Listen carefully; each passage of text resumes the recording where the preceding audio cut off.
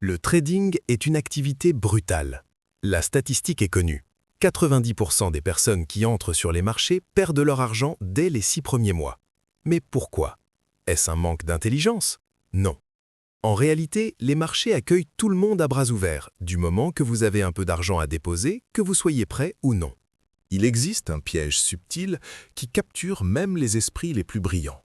Ce livre, The Subtle Trap of Trading, de Brian McAboy, explique que le problème n'est pas votre stratégie, mais votre perception de l'activité. Dans cette vidéo, nous allons voir comment transformer votre trading d'un passe-temps coûteux en un véritable business rentable. Le premier élément du piège est la familiarité. Contrairement à l'analyse complexe d'une entreprise, nous connaissons tous l'or, le pétrole ou les devises. Cette familiarité crée une fausse confiance. On a l'impression de connaître le produit, alors on saute les étapes d'apprentissage fondamentales. C'est comme essayer de faire du calcul intégral sans savoir additionner. Ensuite, il y a la confusion entre investissement et pari. Le trading est souvent présenté comme un investissement à haut rendement, mais c'est en réalité un jeu de probabilité proche du pari.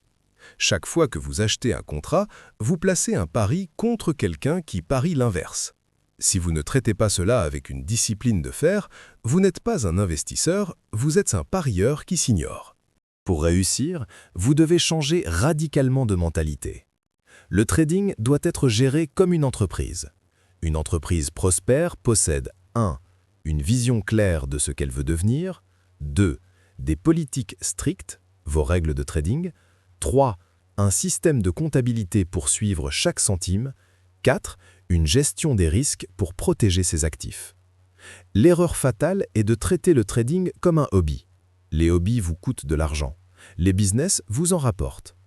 Vous ne pouvez pas espérer des revenus professionnels avec une attitude d'amateur. McAboy propose une méthode en 7 étapes pour sortir du piège. En voici l'essentiel. Étape 1. Soyez réaliste. Personne ne vous force à trader. Si vous perdez, c'est votre responsabilité. C'est une bonne nouvelle, car si c'est votre faute, vous avez le pouvoir de changer les choses. Étape 2. Identifiez vos erreurs. Il existe 39 erreurs classiques, comme trader sans plan ou par peur de perdre. Notez-les. L'awareness, la conscience, est votre meilleure armure. Étape 3. Devenez smart. Maîtrisez la terminologie. Si vous ne pouvez pas expliquer votre stratégie à un enfant de 10 ans, c'est que vous ne la comprenez pas assez pour y risquer votre argent. Étape 4. Soyez focalisé. Utilisez un planificateur de trade. Avant d'entrer sur le marché, vous devez savoir ce que vous ferez si le prix monte, s'il descend ou s'il stagne. Étape 5. Prenez le contrôle. Développez vos compétences, identification, évaluation, planification et exécution. Ne sautez aucune étape. Étape 6. Organisez-vous. Affichez vos politiques de trading bien en vue sur votre bureau. Par exemple, ne jamais risquer plus de 5% de mon capital sur un seul trade. Étape 7. Progressez. Le succès est un processus, pas un événement. Utilisez le Kaizen, l'amélioration continue par l'auto-observation. Le trading est une bataille contre vos propres émotions, l'avidité, la peur et l'adrénaline.